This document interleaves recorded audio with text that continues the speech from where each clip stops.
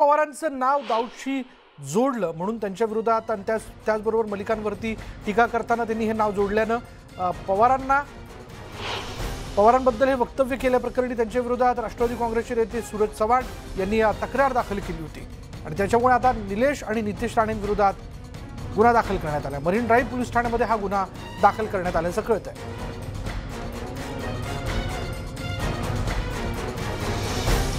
बोलूयात आमच्या मुंबईच्या प्रतिनिधी सुष्मिता बधाणे आपल्या बरोबर आहेत। सुष्मिता,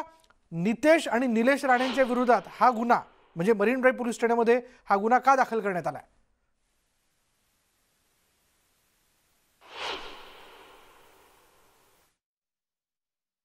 बरं, काय कारणास्तव सुष्मिताचा आवाज आपल्यापर्यंत पोहोचत नाहीये, पण राष्ट्रवादी काँग्रेसचे अध्यक्ष शरद पवार यांचं नाव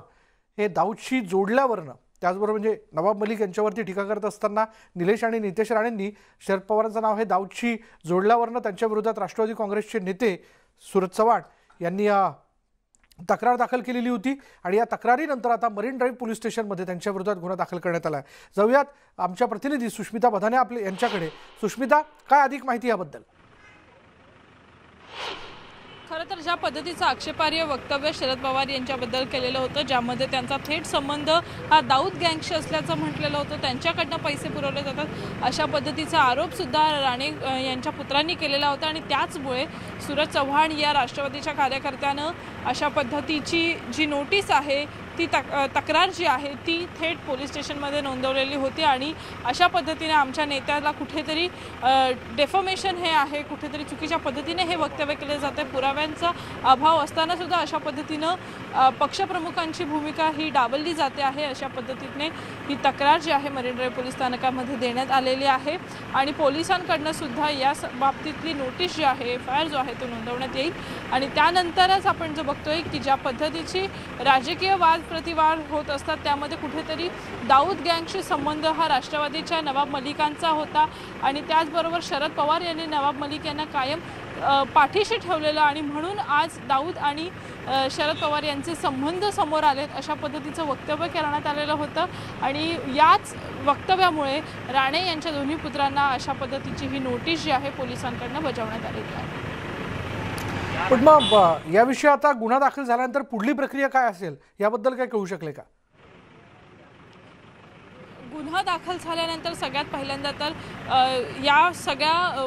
कार्यक्रमाचे फुटेजेस जे आहेत ते पोलिसांना पुरावे म्हणून सादर केले जातील, त्यानंतर दोन्ही पक्षांचे जबाब नोंदवण्यात येतील आणि त्यानंतर कोर्टामध्ये डेफॉर्मेशनची केससुद्धा लावली जाऊ शकते, कारण ज्या पद्धतीचं हे वक्तव्य आहे ते समाजातील अनेक लोक असे आहेत की त्यांच्या प्रतिष्ठेला याच्यामुळे इजा पोहोचू शकते आणि त्यातीलच एक महत्त्वाचं चेहरा म्हणजे शरद पवार यांचा आहे आणि त्यामुळं अशा पद्धतीने ज्या वेळेला वक्तव्य होतात त्याचा परिणाम हा कारवाईच्या स्वरूपात तर असतोच, परंतु याचा सगळ्यात मोठा परिणाम हा राजकीयदृष्ट्या सुद्धा पाहायला मिळतो, कारण गेल्या काही दिवसांपासून आपण बघतोय शिवसेना आणि नारायण राणे यांचे कुटुंबीय यांच्यातील वाद समोर येत होते, परंतु आता थेट राष्ट्रवादीचे पक्षप्रमुख शरद पवार यांच्यावरती त्यांनी अशा पद्धतीने टीका केल्यामुळे जो राष्ट्रवादीचा कार्यकर्ता आहे तो सुद्धा नाराज आहे आणि त्यातूनच ही एक तक्रार जी आहे पोलिसांकडे नोंदवण्यात आली आणि आता गुन्हा दाखल झालेला आहे कोर्टामध्ये। दोन्ही बाजूच्या वकिलांकडनं यासाठीचे दावे सुद्धा आणि युक्तिवाद सुद्धा लवकरच केला जाणार आहे। धन्यवाद सुष्मिता या सगळ्या माहितीबद्दल। नवाब मलिक यांच्यावरती टीका करत असताना निलेश आणि नितेश राणे यांनी दोघांनीही शरद पवारांचं नाव हे दाऊदशी जोडल्यावरनं आता राष्ट्रवादी काँग्रेसचे नेते सूरज चव्हाण यांनी त्यांच्या विरोधात मरीन ड्राईव्ह पोलीस स्टेशनमध्ये तक्रार दाखल केली होती आणि आता या तक्रारीनंतर या दोघांच्याही विरोधात गुन्हा दाखल करण्यात आला आहे।